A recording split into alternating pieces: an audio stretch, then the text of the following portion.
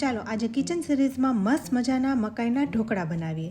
આ ઢોકળા મેં બનાવ્યા ને તો એકદમ ખમણ જેવા પોચા અને જાળીદાર બન્યા અને એટલા સરસ લાગ્યા ને કે વાત જ ના પૂછો.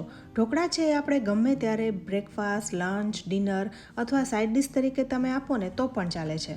એટલે જ ઢોકળા આપણું કમ્ફર્ટ ફૂડ છે. તો ચાલો આજે આપણે મસ્ત મજાના મકાઈના ઢોકળા બનાવી લઈએ.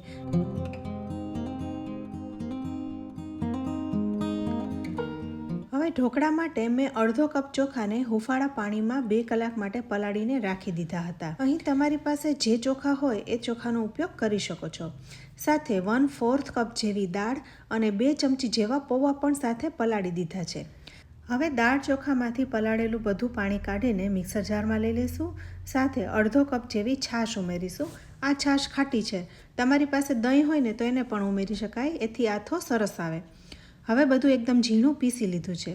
હવે આ ઢોકળાના બેટરમાં આપણે એક અમેરિકન મકાઈને ઉમેરી દઈશું. તો મારી પાસે એક મકાઈ પડી છે, એના ઉપરના છોતરાને કાઢી લઈશું અને ત્યારબાદ મોટી ખમણીથી ખમણી લેવાની છે, એટલે એના આખા ભાગા દાણા રહે. આવી રીતે છીણીને મકાઈ ઉમેરવાથી ઢોકળામાં મકાઈનો એકદમ સરસ સ્વાદ આવે છે. તો હવે આપણે આખી મકાઈને છીણી લીધી છે.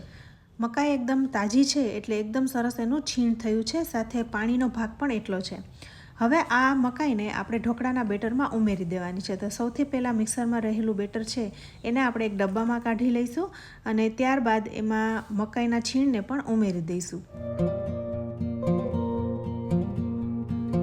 હવે બધું જ સારી રીતના મિક્સ કરી લેવાનું છે. હવે છે એ બેટરની કન્સિસ્ટન્સી એકદમ પ્રોપર થઈ ગઈ છે, કારણ કે મકાઈ આવી એટલે બેટર છે એ થોડું થીક બની ગયું. તમને એવું લાગે કે વધારે જાડું છે તો થોડું પાણી તમે ઉમેરી શકો. હવે બધું મિક્સ કરીને આપણે ઢાંકણથી ઢાંકી દઈશું અને આ ડબ્બાને 7થી 8 કલાક માટે કોઈ ગરમ જગ્યાએ રાખી દઈશું. અત્યારે શિયાળો છે એટલે હું તો તડકામાં જ મૂકી દઈશ, તો 7થી 8 કલાકમાં એકદમ સરસ આમાં આથો આવી જશે. તો 7થી 8 કલાક પછી આમાં સરસ આથો આવી ગયો છે. હવે જ્યારે આથો આવે છે ને ત્યારે બેટર છે એ ફૂલી ગયું હોય છે, ઉપરથી સફેદ થઈ ગયું હોય છે પણ અંદરથી પીળું દેખાતું હોય છે. તો જુઓ, આવું હોય ને ત્યારે તમારે સમજવાનું કે એકદમ સરસ આથો આવી ગયો છે. શિયાળો હોય ને ત્યારે આથો આવતા વાર લાગે છે, પણ ઉનાળામાં 5થી 6 કલાકમાં તમે તડકે રાખો ને તો એકદમ સરસ આથો આવી જાય છે. હવે બધું બેટરને આપણે સારી રીતના મિક્સ કરી લેવાનું છે અને આમાંથી આપણે ઢોકળા બનાવવાના છીએ. બેટરની કન્સિસ્ટન્સી તમે જોઈ શકો છો, એકદમ પ્રોપર છે. બેટર જેટલું ઢીલું ને એટલા તમારા ઢોકળા છે ને એકદમ સોફ્ટ થાય છે. હવે જે વાસણમાં તમારે ઢોકળા બનાવવાના હોય ને એને પહેલાં તેલથી ગ્રીસ કરી લેવાનું. તો હું અહીં કેક ટીન લઈ રહી છું. તમારે થાળી, વાટકો કે ગમે તેમાં તમે બનાવી શકો છો. તો એને પહેલાં તેલથી ગ્રીસ કરી લેવાનું. તો અહીં તેલ લગાવી લીધું છે, સાથે મેં ઢોકળિયામાં પાણી મૂકીને ગરમ કરવા રાખી દીધું છે. હવે આ ઢોકળિયામાં કાંઠો રાખી દઈશું અને એના ઉપર કેક ટીનને ગોઠવી દઈશું એટલે સરસ ગરમ થઈ જાય. ત્યારબાદ હવે ઢોકળામાં બધા મસાલા કરી લેવાના છે. તો સ્વાદ પ્રમાણે મીઠું ઉમેરી દઈશું. ત્યારબાદ નાની ચમચી જેવી હળદર ઉમેરીશું. હળદર બહુ વધારે ન નાખવી, નહીંતર ઢોકળા લાલ થઈ જશે. સાથે 1 ચમચી જેવી આદુ મરચાંની પેસ્ટ ઉમેરીશું, એનાથી ટેસ્ટી લાગે છે. સાથે અડધી નાની ચમચી અધકચરા વાટેલા મરી ઉમેરી દઈશું અને અડધી નાની ચમચી અધકચરા વાટેલા ધાણાને ઉમેરી દેવાના છે. હવે બધું જ સાથે મિક્સ કરી દેવાનું છે. આટલું બેટર છે ને એ 1 થાળી જેટલું થશે, એટલે 2 વ્યક્તિઓને ઢોકળા આરામથી થઈ રહેશે. તો હવે બધું મિક્સ કરી લીધું છે અને બેટરની કન્સિસ્ટન્સી તમે જોઈ શકો છો. આટલું ઢીલું બેટર હોય ને તો ઢોકળા સરસ સોફ્ટ થાય છે. હવે વધારે ઢોકળા ફૂલે એના માટે આપણે 1/2 ટીસ્પૂન જેવો બેકિંગ સોડા ઉમેરીને 1 ચમચી જેવું તેલ ઉમેરીશું, એટલે ઢોકળા એકદમ સરસ પોચા થાય. સાથે સોડાને એક્ટિવેટ કરવા માટે 1 ચમચી જેવું પાણી ઉમેરીશું. હવે બધું ફરી મિક્સ કરી લેવાનું છે. ધીરે ધીરે બેટર ફૂલી ગયું છે અને નાના નાના બબલ્સ પણ આવી ગયા છે. તો હવે ઢોકળા બનાવવા માટે બેટર તૈયાર છે.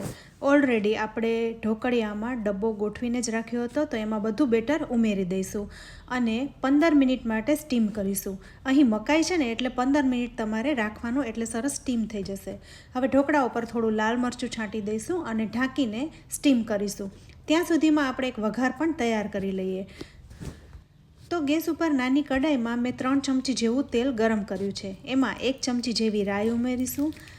સાથે નાની ચમચી જેવી હિંગ ઉમેરીશું. હિંગ સતળાઈ જાય ત્યારબાદ એક નાનું લીલું મરચું પણ ઉમેરીશું અને થોડા લીમડાના પાન. ત્યારબાદ એક નાની ચમચી તલની પણ ઉમેરીશું એટલે ઢોકળા એકદમ ટેસ્ટી લાગે. બસ હવે ગેસને બંધ કરી દઈશું અને વઘાર અહીં તૈયાર છે. સાથે 15થી 20 મિનિટ થઈ ચૂકી છે. તો હવે ઢાંકણ ખોલીને જોઈશું તો ઢોકળા એકદમ સરસ ફૂલી ગયા છે.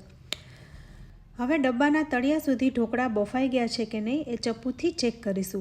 જો ચપ્પુ ક્લીન બહાર આવે ને તો તમારે સમજવાનું કે ઢોકળા સરસ બફાઈ ગયા છે.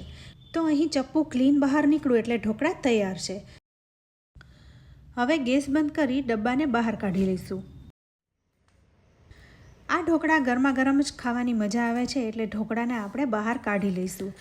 તો સૌથી પહેલાં ચપ્પાથી ઢોકળાને કિનારીઓથી અલગ કરી લઈશું એટલે ફટાફટ નીકળી જાય. હવે ડબ્બાને ડીશમાં લઈને ઊંધો કરી દઈ થપથપાવીશું એટલે ઢોકળા તરત જ અલગ થઈ જશે. ઢોકળા છે એ ડબ્બામાં ક્યાંય ચોંટ્યા પણ નથી. તમે જોઈ શકો છો એકદમ આરામથી ઢોકળા બહાર નીકળી ગયા. તો અહીં તમે જોઈ શકો છો ઢોકળા કેટલા સરસ ફૂલી ગયા છે, એકદમ ખમણ જેવા પોચા થયા છે. હવે ઢોકળામાં સ્ક્વેર કટ લગાવી લઈશું. ઢોકળા બફાઈ ગયા હોય ને તો કટ કરતી વખતે પણ ચપ્પામાં ક્યાંય ચોંટતા નથી. તો જુઓ અહીં ચપ્પુ એકદમ ક્લીન જ બહાર નીકળે છે.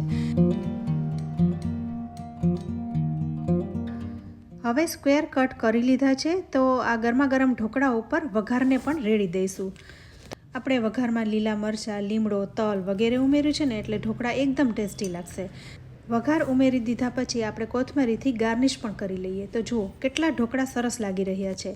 જોઈને જ ખાવાનું મન થઈ જાય એવા છે અને તમે એમાં ગરમા ગરમ ખાશો ને તો મજા પડી જશે.